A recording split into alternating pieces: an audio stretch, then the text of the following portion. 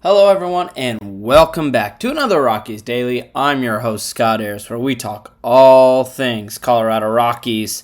And look, we've got a really fun show today because Josh Burns, the GM of the Colorado Rockies, actually spoke with MLB.com and beat writer Thomas Harding, who covers the Colorado Rockies. And so for this show, we're going to be going over that interview and break down some of the comments that Josh Burns gave us because if anything, it was refreshing to read a piece from someone who's in charge of building this thing out. And so to kind of hear about some of their different ideas and plans and just all that slowly starting to come together was definitely a nice and positive thing to read.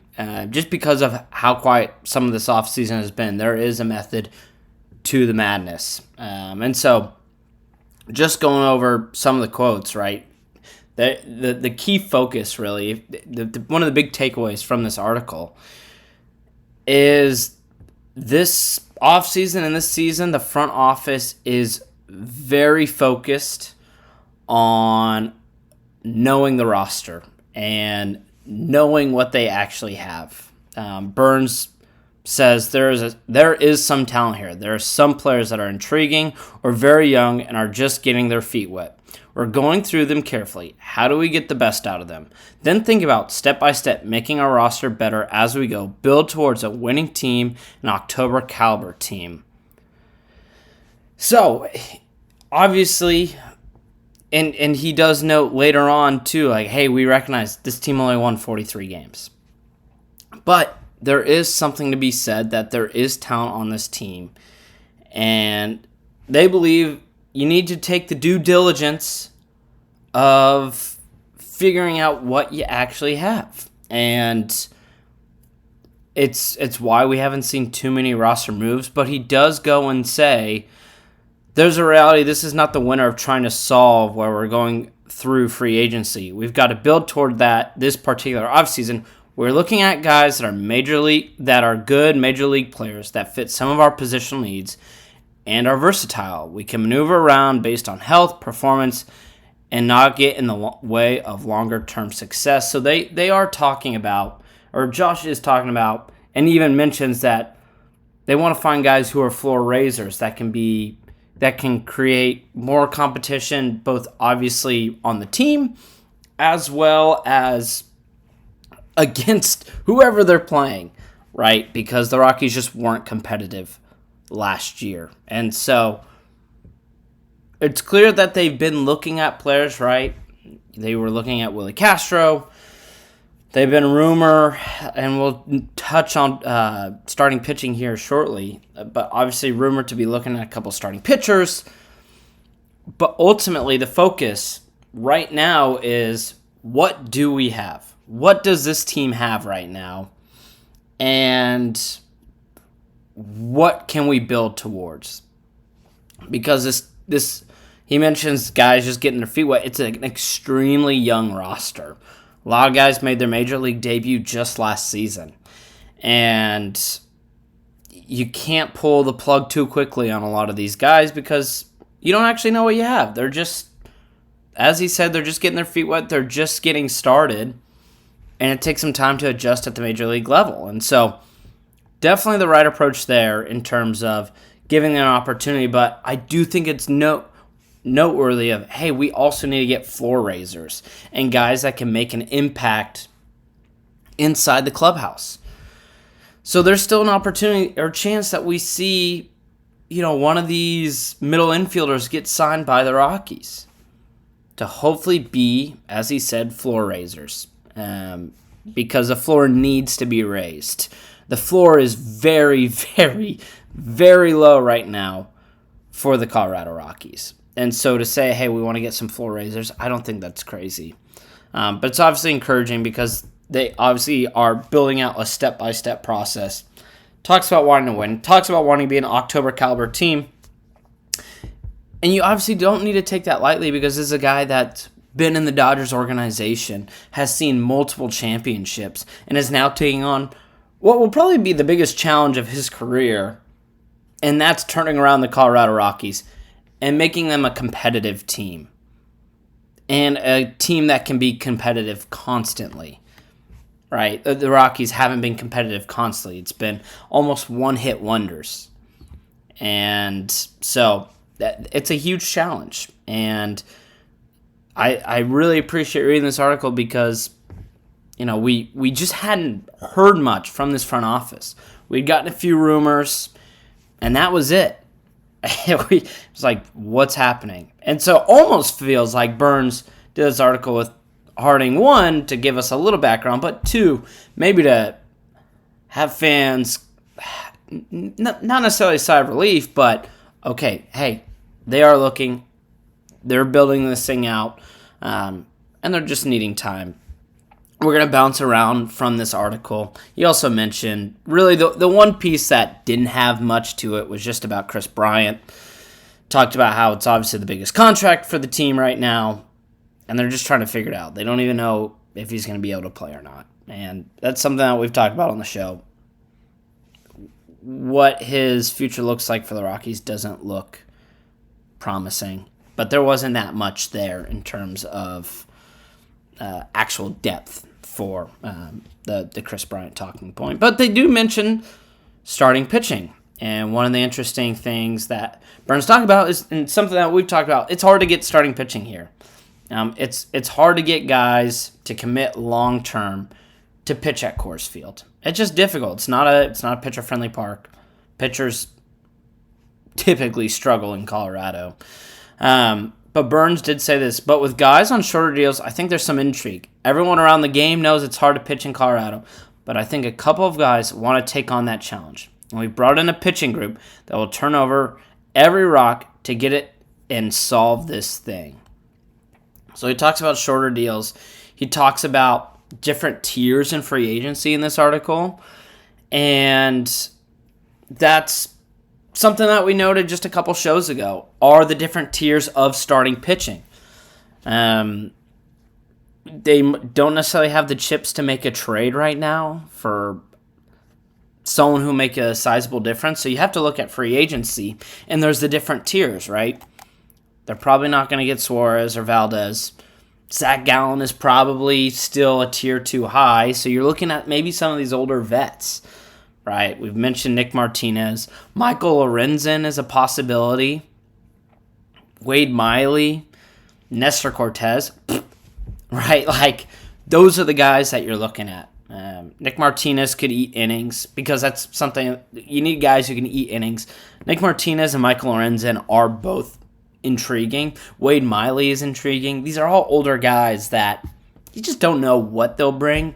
However, it could be part of this grand experiment of figuring out, hey, what kind of pitching will work here?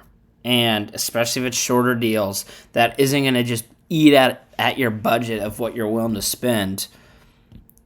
I think it's absolutely worth looking at Lorenzen, Martinez, guys in that tier. You're just be looking at older pitchers. But it is encouraging that they are looking. Just because of what they have right now, these guys are better than a lot that's on what's currently on the Rockies roster. And so I think it's absolutely worth not only a look, but even just signing one of those older vets could be really beneficial. It's just hard because you also want to get a guy that still has a little juice left, right? Lorenzen still has a little bit of juice left. Some of the other guys that like Nestor Cortez, I think his four seam has like a 90-mile-an-hour velocity. It'd just be a meatball at Coors Field. But it might be who the Rockies will try to look at because he's an older vet. So, pitching, though, I found that just really interesting. Then, obviously, we hear about him talk about the Rockies core. And he talks about they want to build, they want to have guys here. And he had this to say, like a lot of GMs, I don't think there are untouchables, but you do want to have core players. You've got to think through the guys you can win with. That relates to age and service time. Those guys and others can be real players on a winning team. When you lost 119 games, it might not feel that way, but there is some talent here. We've got to max them out and add more talent around them. So it's what we've talked about. It's what, obviously it makes sense. I actually love the approach of that there's no such thing as an untouchable. But you want to make sure you get a good haul, right? Like the perfect example is Nolan Arenado. He wasn't an untouchable, but you got just a terrible haul in return. So that is a good reminder that, hey, if guys are not untouchable, that's okay, right? Like, if there's an opportunity to get better, you have to look at it. But you can't just sell really poorly. But I do actually really like that comment, that there are core pieces here, right? Who is that core? That's what we're figuring out really in 2026.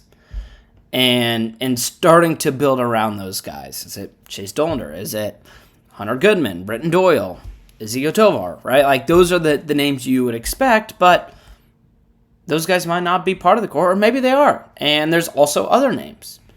Other guys that will step up in 26 to really help start with those building blocks. Because 2026 is a year of just starting to build this thing out and starting to figure out of what you actually have. Just because, unfortunately, 2025 was so bad. And with this new group coming in, they've got to just figure out, hey, here's what will actually work. But yeah, I mean, there's a clear indication that, again, we mentioned from the top till now, the focus is what does this roster have and what will they build towards in the future, building blocks. But then, obviously, they end with pitching. They end with talking about, pitching coaches Alan Leichman, Matt Bushman, Matt Daniels, and Gabe Rebus, and just the different approach and how they can hopefully turn what is this dark, dark cloud that is pitching in Colorado. It's been a dark cloud since the existence of this franchise. And Burns says, the four guys we brought in have a lot of different types of experience. Now we've got to put our heads together and use the best ideas. Some will be different compared to the Rockies of previous years, maybe different from current industry trends in terms of what we're looking for with our pitchers and how we're going to deploy them. But this isn't just chasing ideas. We've got to go think through them because it's all got to be directed towards winning results. We're aggressively optimistic, but it all leads towards one thing: getting results and winning games.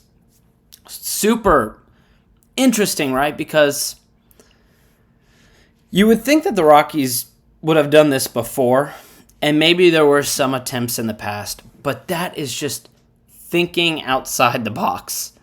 And that's exactly what this is saying here.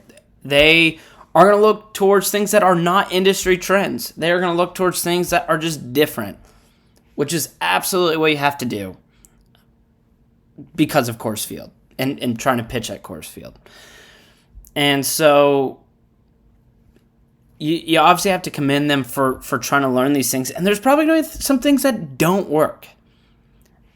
But at the end of the day, the fact that they are getting together and looking to solve this complex puzzle that is making it work in Colorado, you have to tip your cap to that. And obviously we all would love to see results starting in April of 2026. But obviously it's going to take time because some of that puzzle that we mentioned is also finding the right pitchers. What will work at Coors Field? We know ground ball pitching is typically what will work better, but there's going to be some different ideas. There's going to be different approaches, which is just extremely encouraging to hear from this new group. So while we haven't gotten the players, that maybe we would love to see in free agent signings. An article like this obviously helps build that hope and that trust with the fan base of, hey, we might not have the guys, but we are building. And that is worth something. So, obviously a super interesting article. I'm sure we'll touch on it more as time goes on.